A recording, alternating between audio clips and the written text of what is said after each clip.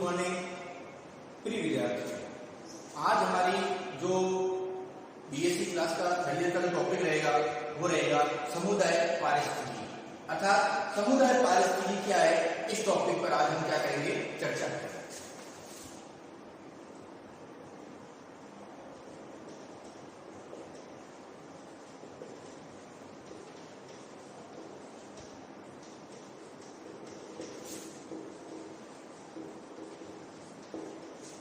देखिए समुदाय क्या होता है।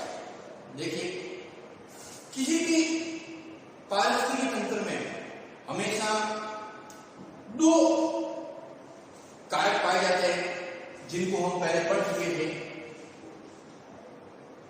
हमने ये बताया था कि पारिस्थितिकी में सामान्यतः दो कारक पाए जाते हैं। एक होता है जैविक कारक और एक होता है अजैविक।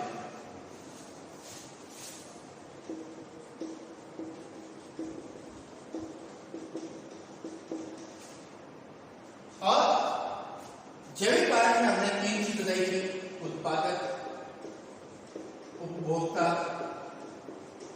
और विघटक। अब समुदाय क्या है। देखिए किसी भी जगह अगर हम किसी भी स्थान लेते हैं तो हम देखते हैं कि वहां पर एक से अधिक जीवों की जातियां पाई जाती हैं, अर्थात वो एक समुदाय के रूप में रहते हैं। देखिए समुदाय में दो बातें हमेशा होती है। एक समुदाय में तो क्या होता है कि समुदाय के कुछ सदस्य या एक समुदाय एक जाति है वो दूसरी जाति से निर्भर रहती है, अर्थात अपने दैनिक कार्य के लिए दूसरी जातियों का सहयोग प्राप्त करती है।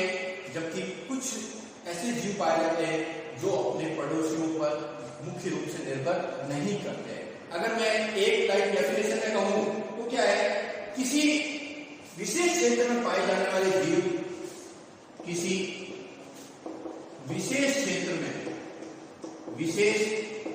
में पाए जाने वाले जीवों को, किसी विशेष क्षेत्र में पाए जाने वाले जीव एक जैविक समुदाय का निर्माण करते हैं,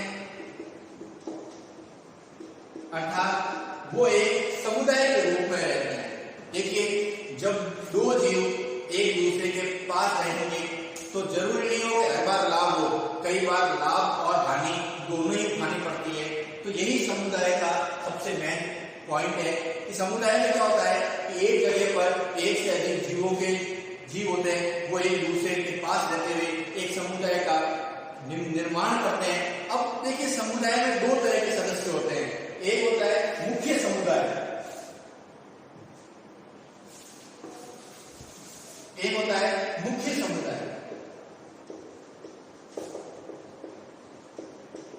और जो सेकंड है वो हमारा है गौण समुदाय।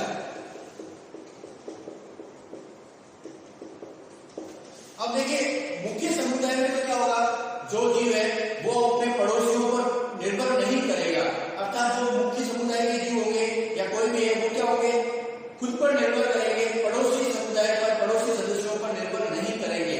लेकिन गौण सदस्यों के अंदर वे जीव आते हैं जो अपने पड़ोसियों पर या पड़ोसी जीवों पर क्या होते हैं, निर्भर करते हैं। अब देखिए समुदाय के अंतर्गत जब कई जातियां एक दूसरे के पास रहते हुए समुदाय का निर्माण करती है तो हमेशा समुदाय के अंतर्गत प्रत्येक जीव को कुछ ना कुछ लाभ होता है। अब लाभ किस प्रकार होगा, वो पॉइंट सबसे बड़ी बात है।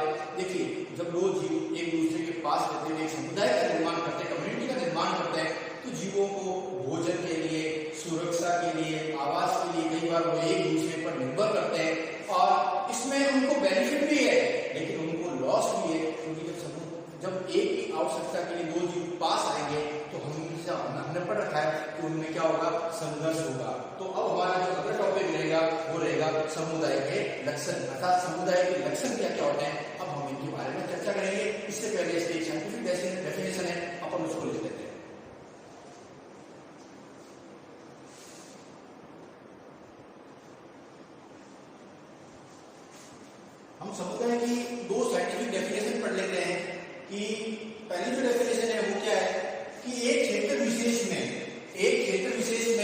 पाए जाने वाले सभी जीव एक जैविक समुदाय निर्मित करता था। एक क्षेत्र विशेष में जितने भी जीव पाए जा रहे हैं वो सभी जीव मिलकर क्या करेंगे, जैविक समुदाय को क्या करेंगे, निर्मित करेंगे।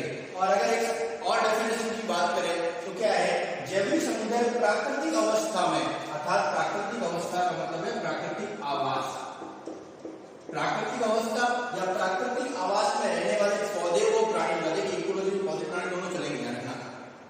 जैविक समुदाय प्राकृतिक अवस्था में रहने वाले पौधे और प्राणियों का वह समूह है जो आपस में सहनशील, एक दूसरे को सहन कर रहा है, तो सहनशील भी है, अन्योन्य आश्रित अर्थात एक दूसरे पर आश्रित भी है। क्योंकि देखिए जब दो जातियां एक दूसरे के पास रह रही है तो वो क्या होगी, एक दूसरे का सहयोग भी करेगी, एक दूसरे पर आश्रित भी होगी और लगातार ऊर्जा का क्या करती है, स्थायीकरण और उपयोग करती है।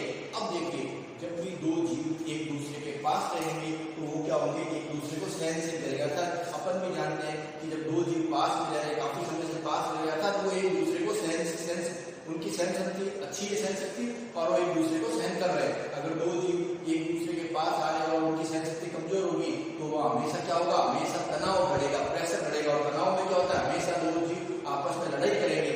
इसका मतलब उनकी सहनशीलता और अन्योन्य आश्रित, एक दूसरे को जो आश्रितता है वो भी ज्यादा होगी और ऊर्जा का स्थायीकरण करेंगे और उपयोग करेंगे। तो इस आधार पर हम कह सकते हैं जैविक समुदाय प्राकृतिक अवस्था में रहने वाले पौधे और प्राणियों का वह समूह है जो एक दूसरे पर सहनशील हो, आश्रित होते हैं और ऊर्जा का स्थायीकरण उपयोग करते हैं। और इसके अंदर है कि समुदाय दो प्रकार होते हैं। तो मुख्य समुदाय, अब मुख्य समुदाय का क्या मतलब होता है,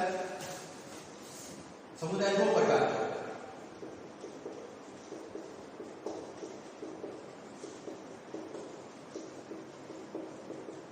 पहला मुख्य समुदाय, सेकंड गौण समुदाय। अब मुख्य समुदाय क्या है, इस समुदाय में जीव क्या करता है, अपने पड़ोसियों पर आश्रित नहीं वाला, खुद पे ही आश्रित होता है, अर्थात वो खुद ही सारी चीज का उपभोग करेगा, खुद पे ही आश्रित है। जबकि गौण समुदाय में क्या होता है कि जीव क्या करता है कि दूसरे जीवों पर भी कम या अधिक दोनों प्रकार से आश्रित हो जाता है, कम मात्रा में भी आश्रित हो या अधिक मात्रा में भी आश्रित हो सकता है। इस आधार पर क्या होता है, गौण समुदाय का निर्माण करते हैं। अब मुख्य समुदाय को कहते हैं मेजर कम्युनिटी और माइनर कम्युनिटी कहते हैं। अब इसके बाद हमारा नेक्स्ट टॉपिक रहेगा वो रहेगा जैव समुदाय के लक्षण, अर्थात कौन कौन से लक्षण है, अब उसके बारे में अपना चर्चा करते हैं, जैव समुदाय के लक्षण।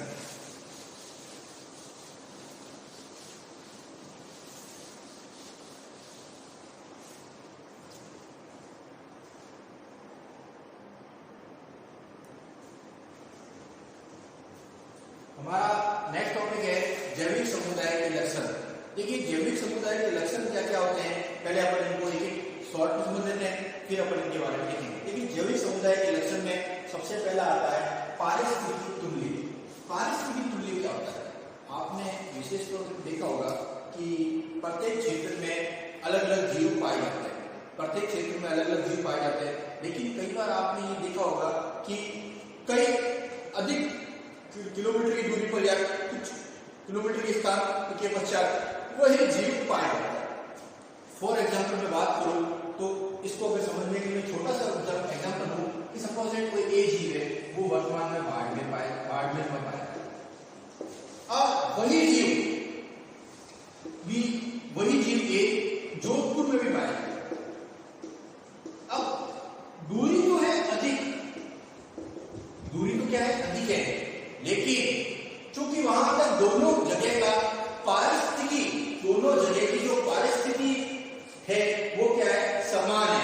इस पारिस्थितिकी समान होने के कारण, अर्थात दोनों जगह की पारिस्थितिकी समान होने के कारण एक जैसे जो जीव मिलते हैं, इसको क्या कहते हैं, पारिस्थितिकी तुल्य।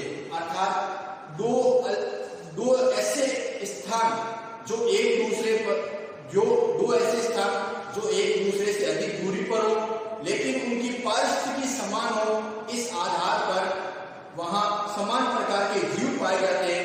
इस प्रकार के जो होते हैं उनको पारिस्थितिकी तुल्य कहते हैं। पारिस्थितिकी तुल्य का मतलब है अधिक दूरी पर समान प्रकार के जीवों को पाए जाना। और हम बिल्कुल जानते हैं कि जब जीव समान पाए जा रहे हैं, इसका मतलब वहां की जो पारिस्थितिकी कह दो, भौगोलिक कार्य कह दो, जलवायु कह दो, वो क्या है, समान प्रकार की है। तो इसी पारिस्थितिकी तुल्य कहते हैं। अब पहले अपन पॉइंट वाइज समझते हैं तनाव क्या है। देखिए तनाव का कहते हैं प्रेशर, तनाव विद्यार्थी जीवन में होता ही रहता है अक्सर। अब तनाव क्या है, देखिए अपन को पता है कि जब अब बेसिकली अपन ने उत्पादक उपभोक्ता पढ़े हुए तो अपन को पता है कि प्रकृति में जो आवश्यक वस्तुएं या आवश्यक भोजन कह दो, कुछ भी कह दो, उनकी क्या होती है, दिनों दिन कमी होती है। अर्थात हर वस्तु, हर जो भी चीज आवश्यक चीज है वो हर समय उपलब्ध नहीं होती। अर्थात उपभोग करने वाले दो जीव है और वस्तु एक है, तो क्या होगा, दोनों जीवों में हमेशा एक दूसरे से तनाव होगा। अर्थात दो जीव एक ही वस्तु के उपभोग के लिए जब एक दूसरे के पास आएंगे तो चूंकि उपभोक्ता वस्तु कम है और उपभोग करने वाले ज्यादा है, उनमें क्या होगा, हमेशा क्या होगा, तनाव होगा। और इस तनाव के कारण क्या होगा, इस तनाव के कारण हमेशा इस तनाव के कारण हमेशा दोनों जातियों में संघर्ष होता है और संघर्ष हो पड़ चुके हैं। ये संघर्ष क्यों हो रहा है, इस संघर्ष का मुख्य कारण है कि जब दो जीव एक दूसरे क्षेत्र में एक दूसरे के पास आते हैं, अर्थात एक दूसरे के पास आने से तनाव उत्पन्न हो रहा है, उस चीज को तनाव कहते हैं। सेकंड थर्ड है सामुदायिक स्तरीकरण। देखिए स्तरीकरण कहते हैं लेवल को, स्तर कहते हैं अपन, या अपन कह सकते हैं लेवल। अब देखिए अपन को पता है बेसिकली कि होता क्या है, जब भी अपन उष्णकटिबंधीय क्षेत्रों की बात करते हैं तो आपने देखा होगा उष्णकटिबंधीय क्षेत्रों पर जीव अलग अलग प्रकार के पाए जाते हैं। अर्थात कुछ जीव घास जैसे क्षेत्रों में पाए जाते हैं, कुछ झाड़ियों में पाए जाते हैं, कुछ ऊंचे पेड़ों पर पाए जाते हैं। अर्थात यहाँ पर आप देखिए जंतुओं का जो वितरण है वो क्या है, एक स्तर के आधार पे, सबसे नीचे घास, फिर झाड़ियां, फिर मध्यम पेड़, फिर ऊंचे वाले पेड़। अर्थात जो जंतु है वो क्या है, एक स्तर के रूप में क्या है विभाजित करता है। उनका जो वितरण है वो क्या है, स्तरीकरण के आधार पर है। तो ऐसी भी चीज होती है सामुदायिक, अर्थात समुदाय का जो विभाजन है वो क्या है, एक स्तर के आधार पर, अर्थात नीचे घास वाले जीव रहेंगे, फिर झाड़ी वाले जीव, अर्थात समुदाय का जो विभाजन है वो एक स्तर के आधार पर, तो इसको सामुदायिक स्तरीकरण कहते हैं। फिर है पारिस्थितिकी प्रभाव। पारिस्थितिकी प्रभाव में क्या होता है, देखिए कुछ जीव क्या होता है, हमेशा प्रबल होते हैं। आपने दो चीज हमेशा पढ़ी होगी, एक पढ़ा है प्रबल, एक पढ़ा है दुर्बल। आपको पता है कुछ जीव प्रबल होते हैं, अर्थात जो प्रबल होते हैं वो हमेशा अपना प्रभाव दिखाएंगे और अपनी संख्या में क्या करेंगे, हमेशा वृद्धि करेंगे। अब जो प्रभावी जीव है, जो प्रभावशाली जीव है, वो क्या करेंगे, जो अपना प्रभाव दिखाएंगे, अपना प्रबल दिखाएंगे।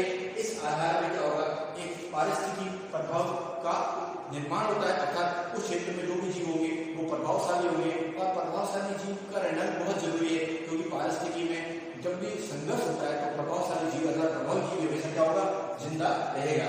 उसके बाद है विविधता।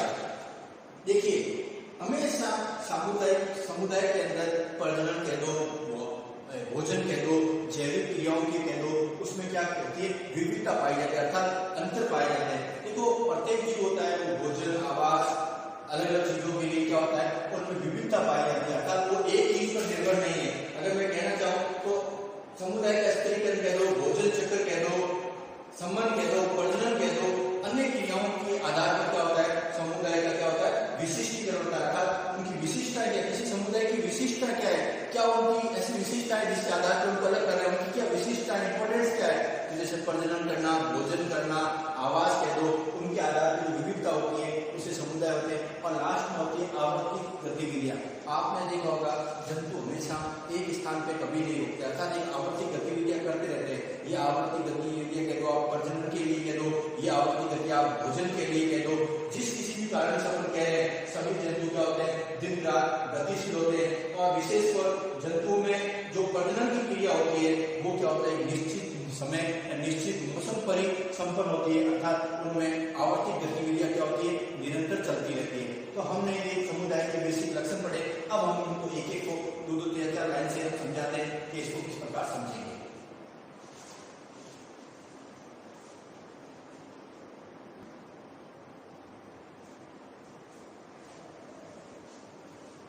पॉइंट वाइज पढ़ लेते हैं। जब समुदाय के लक्षण क्या क्या है, पहला है पारिस्थितिकी तुल्य।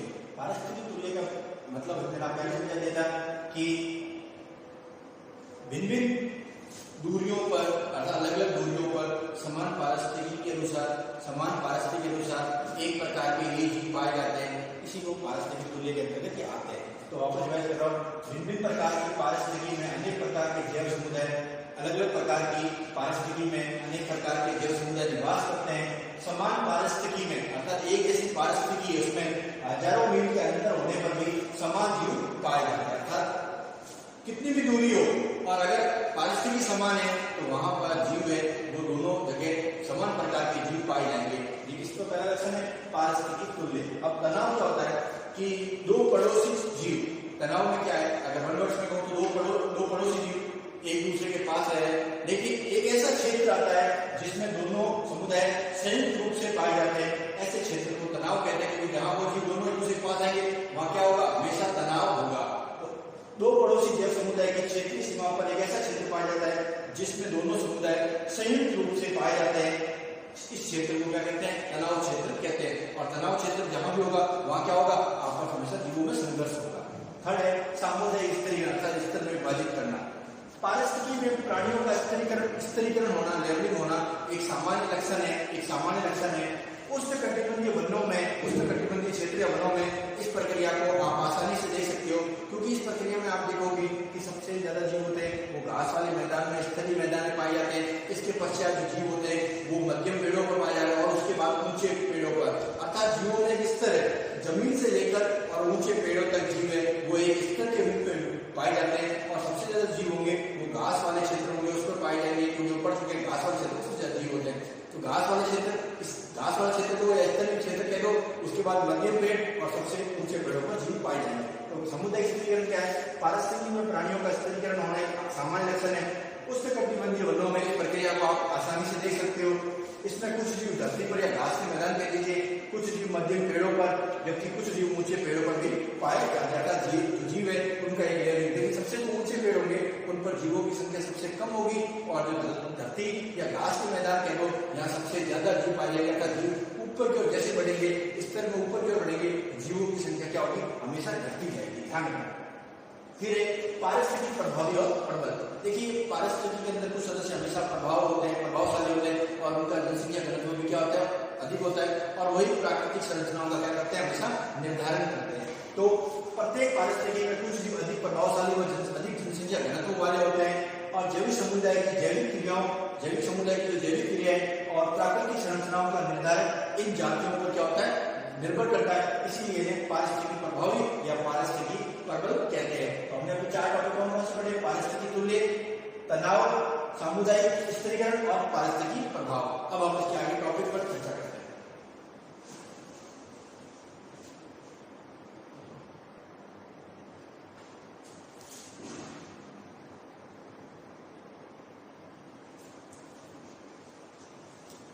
नेक्स्ट हमारा जो पॉइंट है विविधता।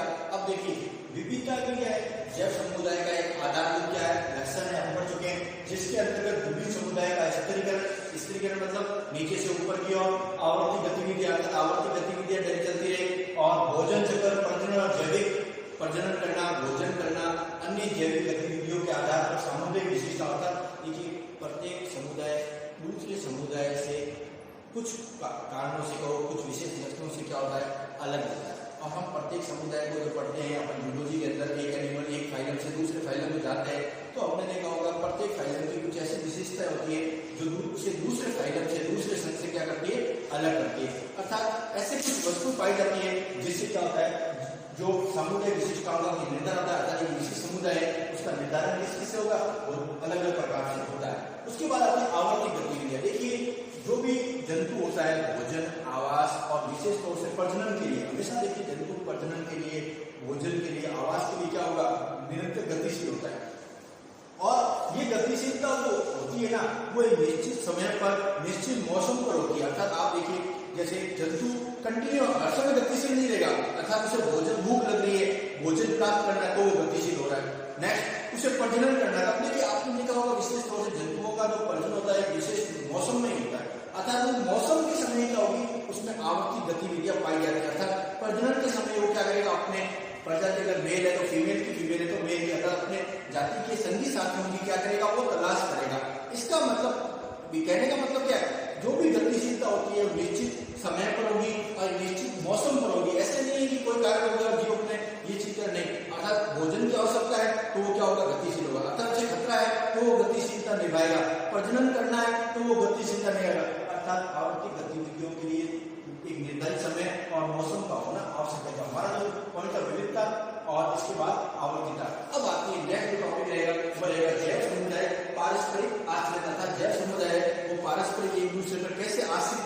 ये हमारा इस टॉपिक का लास्ट टॉपिक रहेगा।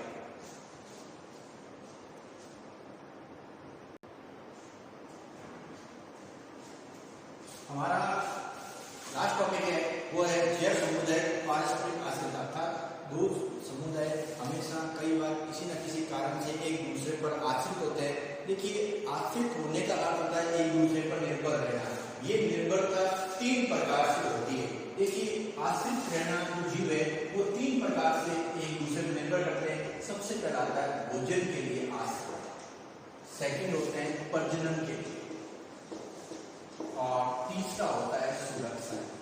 देखिए, कोई भी जीव होगा वो हमेशा दूसरे समुदाय पर आश्रित है। इसका मतलब वो इन 3 कारणों से ही दूसरे जीव पर क्या है, निर्भर है। अब भोजन के लिए निर्भर कैसे है कि आपने अपन ने इससे पहले उत्पादक, उपभोक्ता और विघटक पढ़े हुए। आपने देखा होगा उत्पादक कौन से होते हैं, पेड़ पौधे होते हैं जो प्रकाश संश्लेषण क्रिया द्वारा हमेशा भोजन का निर्माण करते हैं।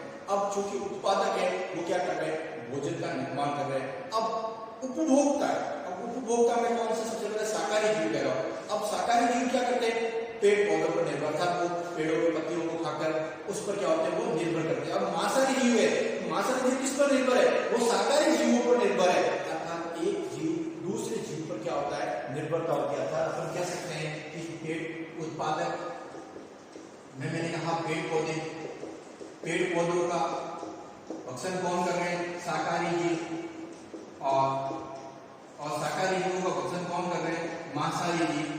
अर्थात हम यहाँ कह सकते हैं कि ये एक जीव है वो दूसरे जीव पर क्या है, आश्रित है। मांसाहारी जीव किस पर आश्रित है, शाकाहारी जीव पर। शाकाहारी जीव किस पर आश्रित है, पेड़ पौधों पर।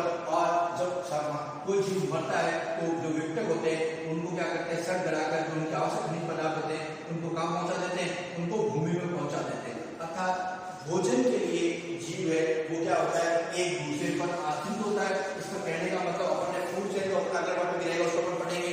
किस प्रकार उत्पादक होते हैं वो भोजन का निर्माण करते हैं, फिर उपभोक्ता जिसमें शाकाहारी जीव है वो पेड़ पौधों को, फिर मांसाहारी जीव शाकाहारी। अर्थात इस प्रक्रिया में क्या है, निरंतर भोजन चक्र चलता है जिसमें जीव क्या होते हैं, वो भोजन के लिए क्या होते हैं, एक दूसरे पर आश्रित होते हैं। इसमें टॉपिक का मतलब क्या है, अपन को 3 चीजों को ही पढ़ना है। उत्पादक को जो मैं पहले पढ़ा चुका हूँ, उपभोक्ता और विघटक। उत्पादक, उपभोक्ता और विघटक। अब प्रजनन के लिए किस प्रकार निर्भर करना, आपने देखा होगा जब पौधों के अंदर कीटों के द्वारा परागण, आपने देखा होगा कि कीट पोलन ग्रैंड को नर पौधे से लेकर मादा पौधे तक जो भी होते हैं उसमें अपन कहते हैं कि कीटों के द्वारा परागण होता है। अर्थात एक स्थान से दूसरे स्थान जो पराग होते हैं, पोलन ग्रैंड्स होते हैं, उनका जो परिवहन होता है वो कौन करता है, वो कौन करने का कार्य करते हैं।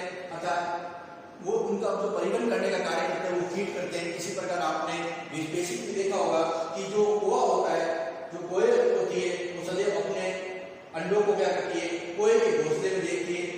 तो कोयल जो होती है वो सदैव क्या करती है, अपने अंडों को कोयल के घोंसले में देती है। और कोआ क्या करता है, उसको क्या करता है, अपने अनभिज्ञ हो गया अपने अंडों की क्या करता है, देखभाल करता है। तो ये क्या है, प्रजनन के लिए, हमेशा प्रजनन के लिए एक दूसरे पर आश्रित होना। अब सुरक्षा के लिए आपको पता है कि जब 2 जीव एक क्षेत्र में रह रहे हैं तो सुरक्षा के लिए क्या करेंगे, एक दूसरे पर निर्भर रहते हैं। अर्थात एक दूसरे पर निर्भर रहेंगे। अर्थात इस जो सुरक्षा है उसमें आप प्राकृतिक आपदाएं कह लीजिए, जीवों से खतरा कह लीजिए, जिसमें क्या होगी, वो एक दूसरे पर निर्भर रहते हैं। अर्थात सामुदायिक जो आश्रितता होती है इसमें क्या होता है, भोजन के लिए, प्रजनन के लिए, सुरक्षा के लिए जीव क्या होते हैं, एक दूसरे पर निर्भर करते हैं। और निर्भर करने का बेनिफिट क्या है कि दोनों जीवों को लाभ होता है। इस जो समुदाय टॉपिक पे आज जो हमने पढ़ा उसमें हमने बेसिकली क्या पढ़ा कि समुदाय क्या होते हैं, फिर हमने समुदाय के लक्षण पढ़े, और फिर हमने समुदाय की आश्रितता पढ़ी जिसमें भोजन, प्रजनन और सुरक्षा के बारे में हमने पढ़ा।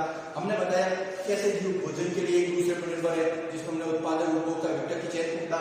फिर प्रजनन के लिए किस प्रकार प्रजनन के लिए कीटों के द्वारा होता है, या आप दूसरे कह लीजिए कि दूसरे सहयोग से जीवों में प्रजनन हो रहा है। जैसे कोयल होती है हमेशा कोयल के घोंसले में अंडे देती है और वो कोयल क्या करेगा, उसको हमेशा देखभाल करने का कार्य करेगा। उसके बाद सुरक्षा के लिए 2 जीव सामुदायिक आश्रितता पर निर्भर करते हैं। जैसे आपने देखा वो मेंढक जो होता है वो जिस जगह रहता है, जैसे तालाब में रहा है तो अपने रंग का तालाब के अनुसार कर देगा, और बाहर है तो अपने रंग जो शरीर का वर्ण है उसके अनुसार करेगा। इस प्रकार सामुदायिक आश्रितता पाई जाती है। तो आज